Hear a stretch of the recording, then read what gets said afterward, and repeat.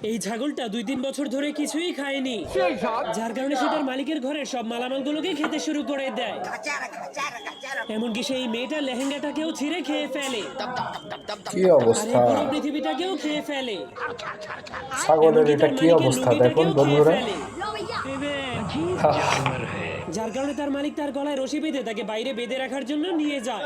এ ধরনের মজার ভিডিও দেখতে আমার কিন্তু সেই হারামি চ্যানেলটিকে তার গলার সাবস্ক্রাইব রশিটাকেও করে খেতে পাশে শুরু থাকুন করে দেয়। এবং বেল আইকনটি এজন্য তার বাজিয়ে মালিক দিন। যখনই তাকে থামানোর চেষ্টা করে তখনই,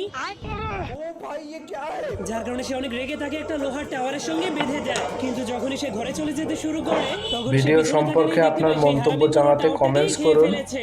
এবং লাইক করে দিন এবং এজন্য তার মালিক তার হাত শেয়ার থেকে করে মুক্তি পাওয়ার সবাইকে জন্য তাকে দেখার একটা সুযোগ করে ঘোড়ার সঙ্গে দিন। বেঁধে আকাশে উড়িয়ে দেয়। প্লিজ হেল্প কিন্তু শয়তান সাবস্ক্রাইব ছাগলটা মাই ঘুরে চ্যানেল। সোনাগুলোকে খেতে খেতে আবারও ফিরে আসে। তুমি কি পাগল হইলে না মাথা খারাপ? এজন্য তার মালিক অনেক রেগে তাকে একটা ঘোড়ার